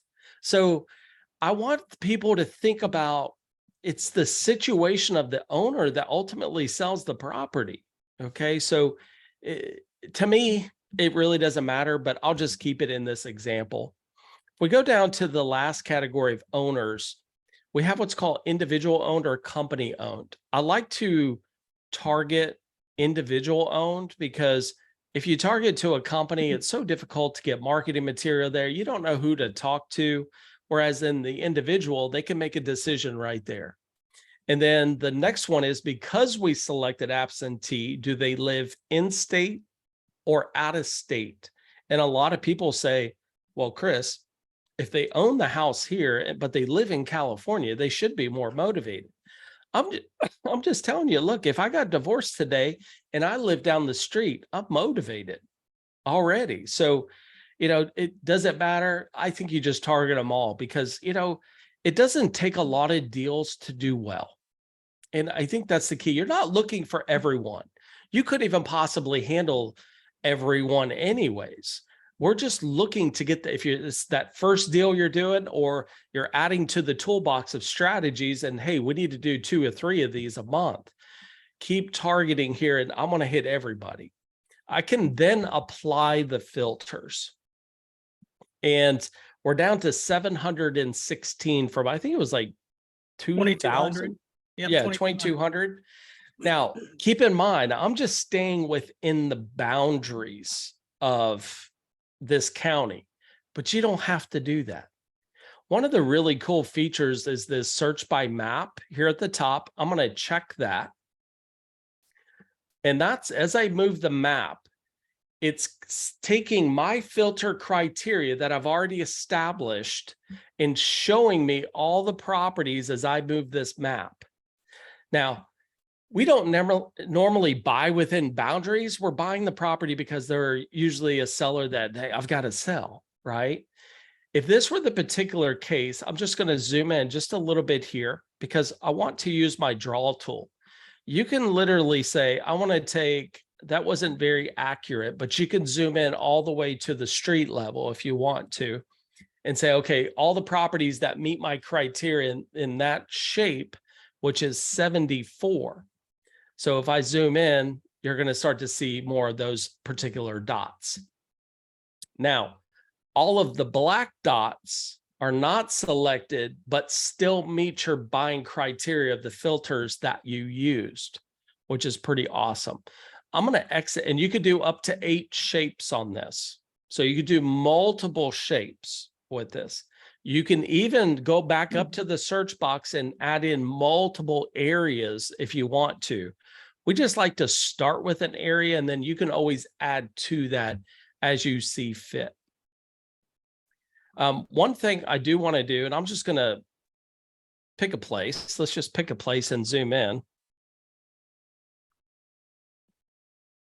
And you guys would know this, but as you zoom in, we're going to now get to the more of that street bird's eye view here of now I can see lot lines. I could see estimated values of these properties. and really get a good feel. And if I need to just, I want to look at that particular property, I can do that. I can drag the little icon there as well. And if you don't have good vision, we can go full screen and just make it a lot easier for you to visually see this stuff. You could change from values to potential equity dollars to equity percentage, as well as tax information. And you So can click on any one of those and bring up the details if you're cherry picking. Yep. So, a lot of times this particular property, because it's that purple dot, might meet our buying criteria. I can click on that. If I click the address, I can now pull up more detailed information. Do I really want to target this particular property? Because our goal here of searching for properties in bulk is to ultimately filter them down to our buying criteria and package those deals and move them to what we call a marketing campaign, which I'm going to show you how to do that. So you can pull up information on the individual properties. But for me, I don't really care. I think people overanalyze some of this stuff. If I use my filters correctly, all of the properties fall within my buying criteria. I don't have to specifically, pull up each property here and go through, I don't know, does this one look good? And so forth. Another really cool thing that you can do with the map here is if you go to the bottom layers area, you can pick high school, middle school, and elementary school. And I'm just going to zoom out a little bit here so you can really get a better picture here. Why do we do this? Well, you think about a rehabber, when they rehab a house that they need to sell, it's usually to a family. And what does a family do? The very first thing they do, especially if they have kids, is house the school system, right? So we have a lot of rehabbers that they go into very specific school zones, and you have the ability to target these particular school zones right here. One other really cool thing here that I want to share with you is, I got to zoom in just a little bit here, is neighborhoods. So any neighborhoods that we have loaded in here, which are a lot, by the way, you can really start understanding where these properties are from a neighborhood point of view. Mm-hmm. And we have a lot of people that, there are specific neighborhoods that is upcoming, is pricey, which ones to stay away from. And you'll be able to see the different types of neighborhoods here. And then you can use that draw tool to draw the boundary around that neighborhood. Yep. So anything else on the map here, Bo, that we would like to? Yeah, I think you covered the map pretty good. A lot of tools there for you to really drill in to filter this list down. Yeah, and I'm going to uncheck search by map because we're just going to stay put here. Although there's 700 some properties here. The first thing we need to do, we only show 250 dots on the map at a time. The first thing we want to do is, now that we filtered our list, okay, and this is a pretty broad list, you can fine tune this. I'm going to go to my actions and I'm going to select all 716 of these leads. Now, if you didn't want to select all 716, you could select a certain number of leads. And we do have an internal postcard ordering process for marketing. If you do use our postcard service through the software, you could say, hey, Chris, my budget is this, and we'll tell you how many postcards you can actually send out. I'm just going to take the whole list, and then I can either add this to a marketing campaign, which we're going to do. I can add it to our saved properties, which I don't encourage you to do because it just clutters up. Our goal is to market these properties to find out which owners are, hey, they're open to selling their property, number one. Not all of these owners are going to say yes, right? You can export this particular list as well. So right now we're just going to go, and I'm just going to call them lease options. You call them what, that did not come out right, did it? You call the campaign whatever you want to call this, okay? If you do order postcards through us, you can go in and select lease options. When you do order the postcards, we have over 90 templates already pre-built into the system for you. You don't have to figure out what needs to be said on your marketing material. We already have that. I'm going to click add selected leads. Now what I want to do is go back over to my main menu and click marketing. You're going to see this campaign here. I've got a couple of options here. I can order postcards. We also have letters that you can print off at home. We have a list cleaning service that runs through the national change of address, all that good stuff. You could clean the list here, or you could do what we call bulk skip trace and get all their contact information. So there's a few different ways. At the end of the day, we just have to market people, right? And I always say when you're marketing a big list, I like direct mail, specifically like postcards, to the fact that, you know, a lot of mail, what do people do? They sort it, you know, over their trash can, or at least a postcard hits them right at the mailbox. Even if it's for a couple seconds, that's all you need to figure out, oh, what is this? And I can tell you a lot of people that we're marketing don't have for sale signs, right? Yep. And people don't even, there are so many people out there that they don't have a for sale sign. They weren't even thinking about selling until you brought it up that you were interested in buying. You know, it's like, you know, maybe we need to do something with that property. So if you do order postcards from us, you can do what's called a single mailer, 2 mailers, 3 mailers. If you order, I think it's over 1,000, Bo, you could do what's called a drip campaign. So you could take a very large amount and kind of drip that over until they're all mailed out. We're just going to stick with a single mailer because I want to show you some of the postcard templates. I can tell you this no lowball offers one has gotten a lot of attention. Isn't that the goal with marketing though? You have to grab someone's attention. If you have a business already in place, you have your logo, you have the stuff, marketing stuff that you use, you can upload your own custom postcards here as well. Yep. So you're not just limited to what we're showing you on the screen. Now, this is just our lease option category. You know, I can go to an absentee category and I can tell you this absentee owner #1 is probably the most popular card, one of the most popular cards that we have. So we've already had our experts come in and really define what needs to be said on this marketing material, because you don't want to just throw out a bunch of money and say, oh my gosh, just keep your fingers crossed, right? You at least want to hit it with your, you know, good, you know, punch there.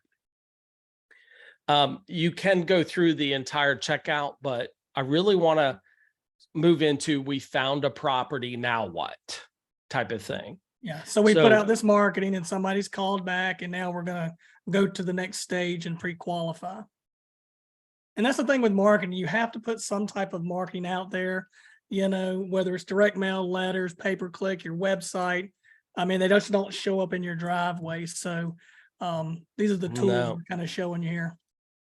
So our property section is really designed for properties that you have saved to the system and now you want to start working this particular property. So I actually pulled a property. This is an actual property as of today that meets a few good things that I like to see. So Bo, if you want to maybe just explain some of the features here at the top for people. Yeah, so starting over from the left, we do have a shortcuts button. This will get you into various parts of it quickly because a lot of people want to, you know, go to certain areas once they're really familiar with the system, whether it's running comps, they quickly want to look at comps. They want to analyze the deal through Deal Pro, run a skip trace, run a Google search, and so on. But we also have multiple pricing levels in the system. We have kind of that starter plan or single plan, but we also have team accounts, and there's a lot of teams that are working together. Some of the members are working independently, but you have to share these properties with other people. That's where you could click the share button and give permission for somebody to come in here and help work this deal with you. Obviously, you got unlimited notes, follow-up, whether it's a follow-up note, you know, right here you can unlimited as far as really what you can type in here. Set calendar reminders, text alerts. Yep, you can set it as a follow-up, and all that goes into your calendar on the dashboard and so on. And there's the reminders. And then obviously any kind of documents that you want to store, whether it's HOA documents, anything you've got, you can attach to the property so it stays with it. Email, you may be wanting to email sellers, buyers, that's a general email. And then we have email specifically in other steps that Chris will probably mention. And then of course you can print out comps reports, property reports. But if you're on a team account and you guys are in here working, we also have right above that print button, a chat feature. And it's just like any other chat, but it's chatting with people directly with inside your organization. You can see if they're online and without having to, text message or Slack or whatever. It's got all that built into that there as well. Let's see, you can favorite the property. If this is something that's really on fire and you love it, you can put a heart right there. You can also rank it. Now we leave it up to you to determine what is a 3-star versus a 5-star, but these are just tools. If you want to use them, you don't have to. We just put it in there for people. And then we give you some basic information here. Part of this criteria on the lead search was absentee owner, out-of-state owner. There could be other flags that pop up there. Then this is based on what state the property might be in, any default primary contact info. And of course, we have the neighborhood map to the right, showing the neighbors. And it's the same, you could do the similar high schools and all that stuff here as well. Pictures. Let's see. Now we're getting to some of the property analytics here. So anytime you bring up a property, you're going to see this property analytics bar, and we're going to go over what's the estimated value. And our estimated values are updated every 30 days, and it's based on like-kind properties that are selling in the area. It is a automated estimated value. I think a lot of times these are really good what we put out, but we also want to run comparable sales to fine tune that number. But that's definitely a good starting point. You can see trends, whether it's going up or down over the previous month, any kind of potential equity, estimated loan balances, what the median prices are, mortgage. We get, I'd say 80% of all the mortgages throughout the US. And if we have mortgage data on it, we can tell you what the estimated mortgage payment is, along with the rent estimate, any potential cash flow that you can look at on this property, as well as some school ratings. And then what Chris was talking about at the very beginning, the very first thing he wanted to put in here is the executable step workflow system to really walk people through what investors do on every single property. And it took him a long time to figure this out. And it's one of the first things we put in here so people would know exactly what to do in a step-by-step manner. Now that sounds like we're targeting people that are just getting into real estate. It's not true, because even we had this conversation that, even though I kind of know all these steps in my head, I still go through these exact same steps on every deal I do. But if you're just getting started, literally, if you just start with step 1 and go to 10, it's going to walk you through the process of doing this deal. Yep. Yeah, I always say kind of step 1 is find the deal. So in this particular case, we found a property through our marketing efforts. And this is going to give us any public record, tax info, mortgage info, deed transfers. And we'll go back in time too, because sometimes the history of it will also tell the story of what's going on today, which is very interesting. So we'll have this information right here, what we call step 1. So when you complete these steps, we have a little checkbox here to complete. Next is about contacting the owner. Now, I can do an individual skip trace. I'm not going to do it here just to show personal information. This is an example report here. So not only can we pull the owner's information, we have what's called the deceased indicator. If they were deceased, because if they're deceased, you want to go next kin, right? So we will actually pull nearest relative information as well. So obviously people don't use too many landlines, but we do pull that information. Obviously cell phones are going to be the key, but any other contact information, address history, cities, ZERB names, any kind of emails that they would have would display along with the nearest relative information as well. So if you're having a hard time, let's say you're trying to reach out to someone and you're having a hard time, maybe you go, nearest relative, and you can get that information and call them. So we do have that skip tracing from an individual property point of view. And as you saw in the marketing, we have it from a bulk point of view as well. But here's really the key. And this kind of really, to me, starts why I call them the 10 executable steps. These are the physical things that you have to do in a very specific order in order to close a deal. Okay, so we found a property. Now, if you need to reach out to someone and you're not sure what to say, we have numerous phone scripts in here for you to follow. So I'm just going to take a vacant script as an example. Hi, my name is Chris, calling about a property located at 29 Paula Road. It appears to be vacant. I was wondering if you'd be interested in selling it. And then following that are going to be the questions that you're going to want to ask the owner. I can tell you the most important question, I don't care what strategy you're working, is, may I ask why you're selling? Because that ultimately is going to tell us their situation, what's going on with the property, because that situation ultimately is going to help me understand, number one, what is the best strategy for this particular situation. It's also going to help me construct and create the best offer. And to me, that's a very key point. You know, building relationships is so important in this business. And it starts with asking the right questions. And it's not bullet pointed, you know, don't start at the top. Can you tell me about the property? No, you want to turn it into a conversation, right? So you could schedule appointments here. We have additional questions here that really get into the lease option. So once you kind of go through, you know, I call our basic questions, we have some additional questions, and some of these would change depending on the phone script that you do select. So these are going to be real key. You also have the ability to create your own custom phone script. So maybe there's, you know, you have a team of people, there's a specific questions that you already like to, your team asks, you can create your own custom scripts there. Any kind of notes, set an appointment will go right here. Now, if you need to email the seller, of course, I would need to get that email address from the seller if they told me, or if I did the skip trace and get that information, you can go in and email the seller. If I talk to a seller that says, I'm not really sure that I want to sell right now, well, maybe I move this back into a new campaign as maybe like a 30-day follow-up campaign. Because when a seller says, no, I'm not really sure, maybe not today, there's only one thing that's going to change their mind, and that's time. People's circumstances change in time. So we have to build that follow-up system. And you can also print a letter on the fly. You can add in your own custom logo. Nothing's going to have REI Pro on there at all. So when I'm done with that step, I'm going to mark that step complete. You can see that change purple. The reason why we do this is so when you come back into the property, you know exactly where you left off. That's the whole point.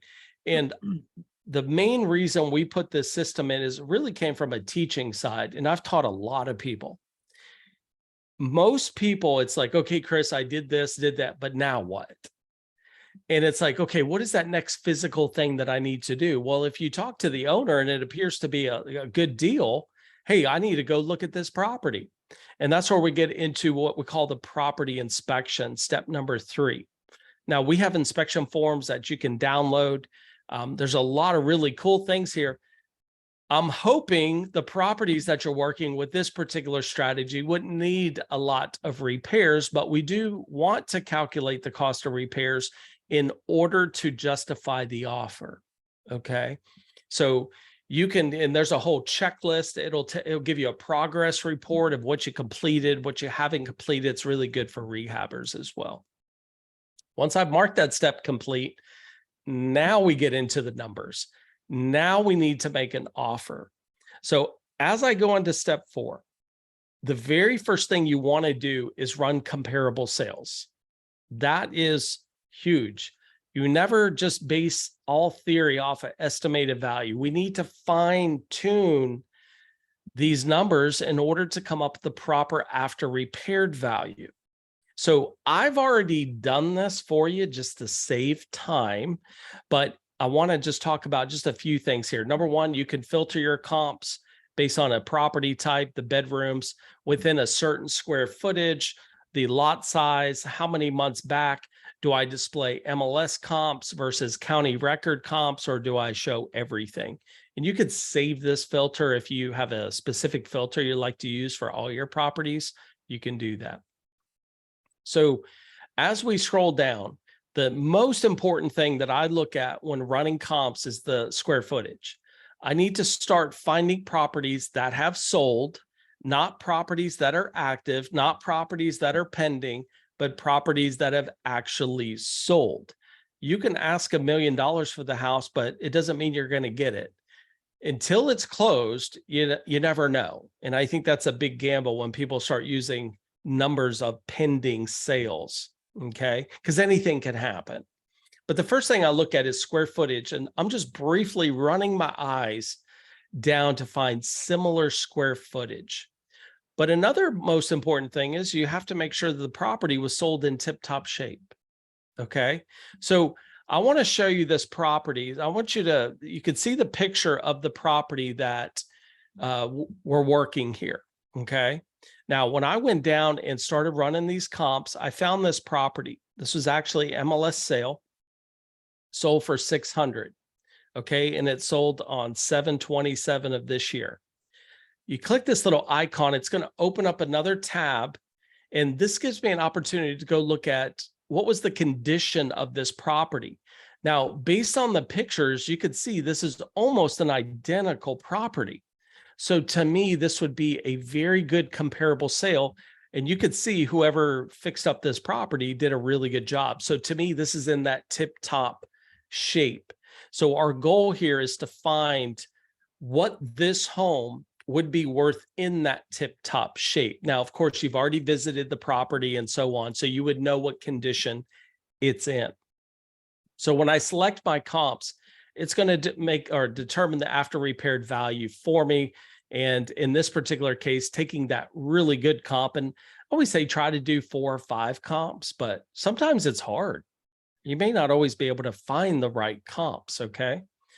I like to go up and say, okay, now I need to make an offer. I'm going to scroll over and we're going to choose lease option offer. Now, people, if someone's on here, you follow me, I'm really huge on making multiple offers at the exact same time. Our acceptance ratio of yeses increased by 60% when we made 3 offers. If I make a cash offer, a lease option offer, and a seller finance offer, not every property will meet the criteria of making multiple offers, but when you can, I couldn't tell you so many times the seller, they get so confused on which offer to take, they fail to realize they didn't have to take any of them.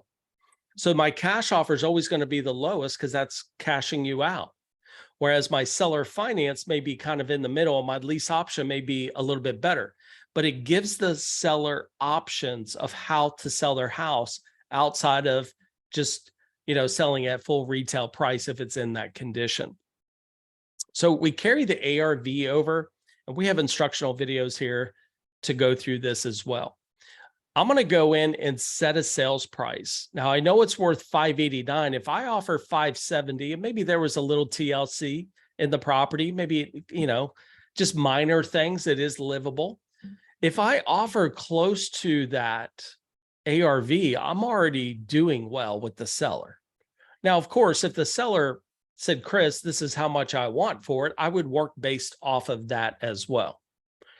Next, I'm going to put in the down payment. How I justify down payment, I also look at what is the rent value. So if the rent value is $3,000, if they rent it, they're only going to get a $3,000 security deposit, but in a lease option, it's going to be non-refundable. So I always like to go a little bit higher than whatever the security deposit would be. So $5,000 non-refundable. I need to go a little bit less on the rental payment because if I put a buyer in, I want to be able to cash flow. Okay, so I'm going to offer $2,700. I'm going to offer $100 a month credit. So every time I pay the seller on time, that will be deducted from the price when I buy. And I'm going to set the term at 24 months. A lot of this you can figure out through the conversations that you're having with the owner. They're going to tell you what they're open to a point, but we still have to make the offer. That is our offer formula. But what am I going to do with it? Does this deal actually make sense? And that's where we have what's called Deal Pro over to the top here. And you can analyze any situation in multiple different ways. So in this example, we are doing a lease option with the owner, and then our exit strategy is a lease option. But if you could wholesale this, you could purchase it and say, okay, if I sold it, what would that analysis be? If I purchase, what would the rent? Or I could purchase lease option. Or do I lease option rent, or lease option, or do I seller finance, seller finance rent, or seller finance lease option, or seller finance? This calculator is going to give you multiple ways on how to determine, is this a profitable deal? I can tell you, we had a awesome training on Tuesday where we were doing seller financing, and there was only 2 exit strategies that made sense for the deal. A lot of times people get into a deal thinking in their mind they're going to make money, but they really don't understand what are they doing with the property. And this is where Deal Pro is going to analyze that situation. So if we go to the sales price, I'm going to sell the property for $585. Okay. Remember, my price is based on what could it potentially be worth in 12 months from now. Okay, not today's price, 12 months from now. I'm going to get a $15,000 down. That's what I'm going to shoot for. Could you get more? Probably. I know I could get less, but I can at least get 15. So remember, this is going to be credited to the purchase price. I'm going to ask for $3,000 a month, which is the going rental rate. You might be able to get a little bit more, but I generally like to keep it around what it could rent for. I could give them $100 a month credit, and I'm only going to do this for 12 months. If I analyze this deal and go down, and you could go through the breakdowns, I'm going to get an $18,600 profit. Sometimes we have to go back and say, well, maybe that number doesn't work for this property. I need to get, a little bit more over here, or did I pay too much with the seller? So you can analyze the deal. So we're running comps to determine the after repaired value. We just created an offer. Now we're analyzing, does this make sense? Now, obviously you would like to do this before you make the offer, because if they say yes, right, you're kind of stuck. So you want to make sure your exit strategy you're thinking of in this process before you make the offer. Now, once I get done with this step, be sure to mark that complete. If the owner says yes to the deal, we need to move to step 5. You're just following these steps. So we have a lease option agreement here. We have some basic standard contracts that you can use. If you have your own contracts, that's totally fine. We do have contracts for people to get started with. So I have one here. It's our lease option agreement, and I can just go in and fill out the details of this agreement. And then I can go back, and now I have options with this contract. I could download it in either a PDF or Word. I can preview it. I can email it as well. Get the contract signed. You could upload a signed contract just to keep it attached to this property. Any questions or anything on that, Bo? Nope. Other than again, he said you can upload your own custom contracts, and if you're using one of ours, you can do the contract writer that he was showing you. Yep. So I'm going to mark that step. So now I've signed the contract. This particular step is what I like to do is called the affidavit of memorandum. How many times have you, probably not many, but if you sign a contract with the owner, could they technically go sign a contract with somebody else and close behind your back, and you would never know that they did that until it closed? You're like, what happened? Now, would that be considered breach of contract all day long? But are you going to hire an attorney to go sue them? No, right? So this particular form, it's a one-sheet piece of paper. You can download it here. You fill it out. You don't even need the seller to sign it and then file it down at the county. You do that because if the seller went around your back, and you could do this for any strategy, the very first thing that they do is a title search. And guess what pops up in a title search? This affidavit, which will stop the closing immediately. How do you think I know how to do this? Because it happened to me. So once you get done with that step, in a logical order, you would need a buyer. Now, like I said before, you should always be marketing buyers. We actually have an ad writer in here for you. I've already done it just to kind of simplify, but you can fill out the empty input boxes here, selections, and then you can actually, we're going to write the ad for you. You can print it from here, or you could come in and say, hey, I want to create a flyer, a basic flyer. You can do that as well. Or, hey, you know, I want to email this to my particular list of buyers. I could go in and say, show me all my lease option buyers, and then actually send this information over to my buyers list that I have stored in here. So you have multiple different ways. Obviously, putting anything out from a yard sign to local Facebook groups is a good place. If you can use Zillow or, you know, obviously Craigslist, things of that nature. The idea here is that we have to find a buyer, and there's a lot of different ways to do that. Once I do that, I'm now going to move to step 8, which is signing a contract with the new buyer. So I have a contract with the seller. Now I need to sign one with the new buyer. So I'm not going to review that because it's very similar to step 5. It's just the terms of the agreement and that lease option are going to be much higher. Then we need to set up closing, but in a lease option, we're not going to do this until we get down the road, right? Until the buyer buys. And this is kind of more for your sake here. If you're just getting started, you're not sure where to go.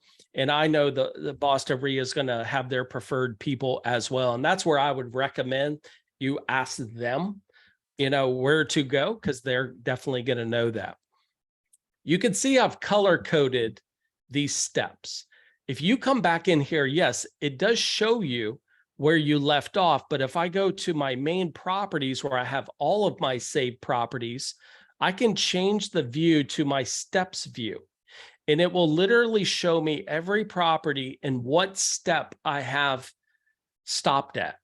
You can filter this list down that says, okay, show me all the houses we made, you know, an offer on, which would be step 4. Okay, what are we doing with this property? So it's an easy way for you to visually see where you are at with the properties that you are working. And if you're on a team account and you're the administrator, the company owner, you can kind of see what various team members are doing and how the properties are flowing through here. Yeah. And there's obviously a lot of other information, but I know we're running out of time. Yep. Obviously, I talked about buyers. You could store all your buyers, any contacts. We do have a business center. We are working with Rocket Lawyer, which is one of the largest online places like a LegalZoom that you could get any other additional information that you just need to get access to. And of course, we have an education center as well that's included in multiple different categories just for continued education. Obviously, education is a big deal. So from that, Bo, is there anything else? Because I know we're out of time. Yeah, we could keep going on and on in training, but you know, I think that was a great, you know, overview from the lead generation side, walking through the marketing, walking through a deal analysis and properties. And, you know, hey, I encourage you to go out there to the Boston website, click on the REI Pro and start a free trial. I think it's going to do nothing but help you guys. Yeah, you get 14-day free trial. We have a standard account, and we also have a team account on there as well. So, you know, like I said from the beginning, it's all about taking action. No matter what you do in your business, you're still going to have data. You're still going to have to understand who owns it, how to run comps, what are the numbers, how do you make the offers? You're still going to need the systems in place. We're just very investor friendly because guess what? We are investors. We're not just a software company that builds software. We're actually one of you. So that's the beauty of it. Thanks, guys, very much. Wow, I mean, I'm impressed. I mean, after doing so many lease options, and I started in 2003, you know, I was working off notepads and, you know, then me too. And nothing like this. So I know when you're working a lot of deals, you actually miss stuff. You know, organization is key to doing more deals. And I just remember, oh crap, I forgot to get back here and I didn't do this. And you know, so this is a no-brainer.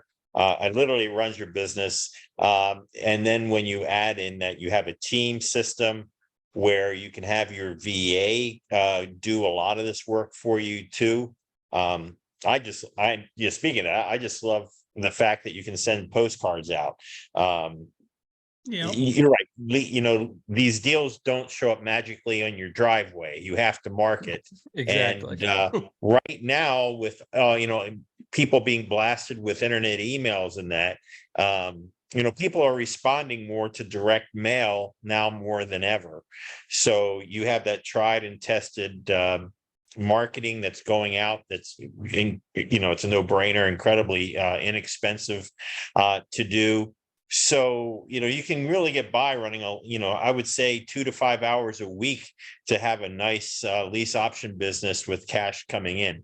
And there's no reason you can't have a deal under contract in 30 and, you know, be making money at the end of 60 days for sure. So, you know, this is absolutely great. You know, like I said, I love lease options. I tell everybody, you know, if I had to start all over again, I'd start with lease options before anything else. I just love these suckers. They're all over the place. And you mentioned in the very beginning, investors do not go for deals where there's no equity.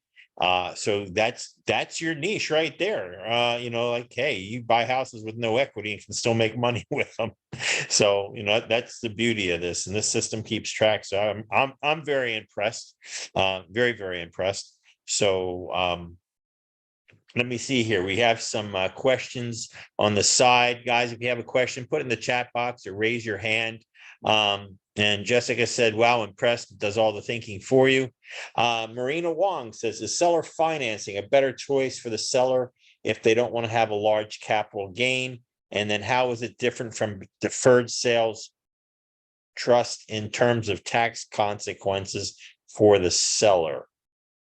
Yeah, so it really depends on when they're going to get cashed out. So if you do a seller finance, generally I like to go longer term. I go 5 years, even potentially 10 years. So from a capital gains, they're not going to get nailed on that big chunk until you have to cash them out, unless they're willing to do it forever for you. But we find a lot of sellers that will go 5 years. So we'll amortize the payment for 30 years, but do what we call a 5-year balloon. So I'm going to make payments for 5 years, whatever my balance owed, then that's where they're going to really get hit with that capital gains. Whereas in a lease option, that could be a much shorter period of time. And again, depending on the seller's situation too.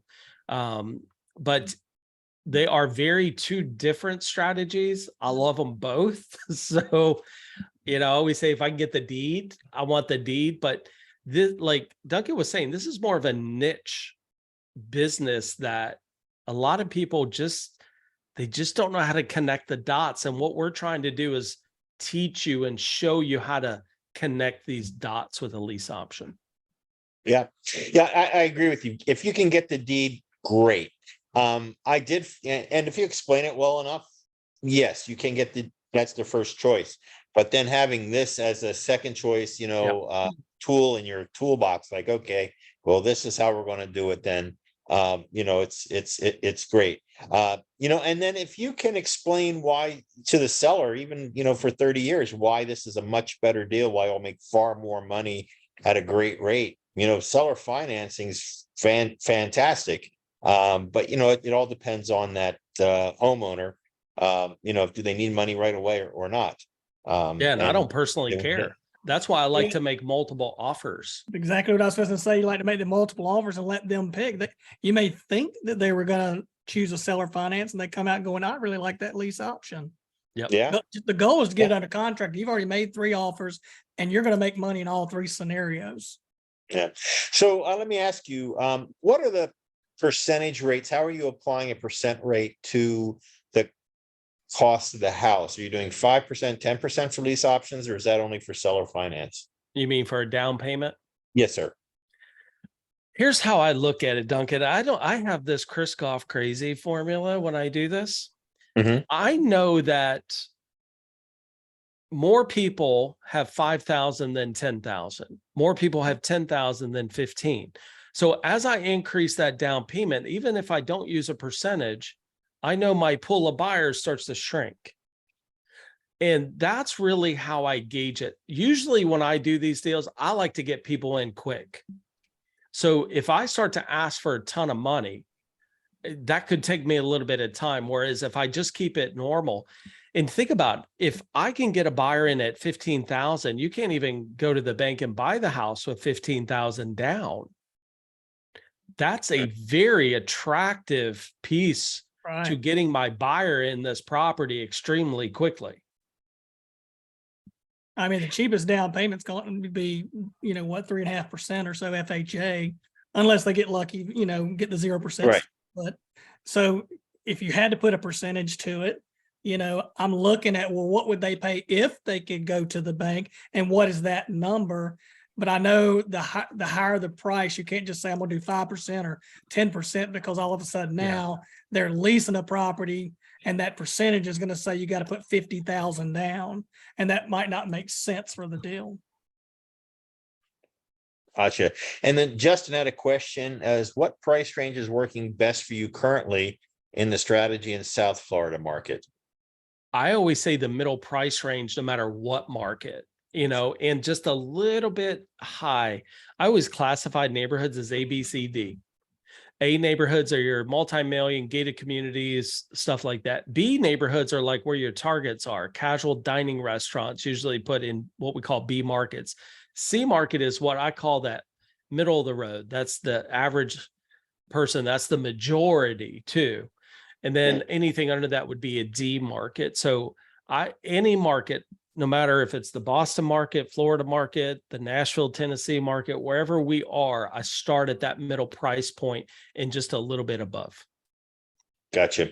And then Patrick asked a question, can I input my own list into the REI Pro software? He gets probate data from 40 to 50 leads per week. Yes. Yes. You can totally import import all that. of your leads, all of your contacts, all of your buyers from here. Awesome. Is there, just from my, as a tech point of view, is that a CSV file, or how is that done? Yep, typically a CSV file, common to limited, tab to limited. We also have a file you can download as a template. And so you could copy paste your data into that if you want to, or if you just have one already, you can map the fields over. Awesome. And then just on your team edition, I would assume you have different roles that you would lock some functionality for some users. Yes, sir. You as the administrator can set up multiple users. I believe on the team it's up to 12 different users. And Awesome. then you can go in there and say, okay, this person has access to these parts. You can even isolate your team members so that, user A is isolated away and can't see anything else that's going on as far as properties and marketing campaigns. They're kind of working over there, say by themselves, because you may have a competition where you do bonuses at the end of the month, those kind of things. But as the administrator, you can see everything. Awesome. I can't see the name. Wanted to know the pricing after the free trial. Could you go over the two prices? Yeah, and if you want, there's I'll a just go major to the difference? site. Awesome. So of course, go to the website, the Boston Real Estate Investors Association, click on the REI Pro. When you, whoops, wrong one. I'm so used to doing that. Make sure you use that link off of there, because there's going to be some other things that can tie into this later. So we want to use that link, not go direct. Yeah, make sure you're using Duncan's link for sure. So when you come down here, you're going to see the two plans, $109 per month. If you're on a team version, it'd be $297. You can do monthly or pay the yearly, which ultimately is going to reduce that amount. This is where you're going to see everything that's included. So just our standard plan, you get 3 users. Nothing is hidden in our standard plan. I know a lot of people do that. Like, you get everything that is offered in REI Pro. The team plan just has additional team functionalities that teams, they need that. So this will show you everything. But Chris, I just not mean to interrupt you there. I mean, we have some individual investors that are heavy marketers on the direct mail side. And by being in a team edition, they automatically get 25% off of all their postcard printing. So a lot of people opt for that on the team side just because of the discounts and the additional skip traces that are included each month.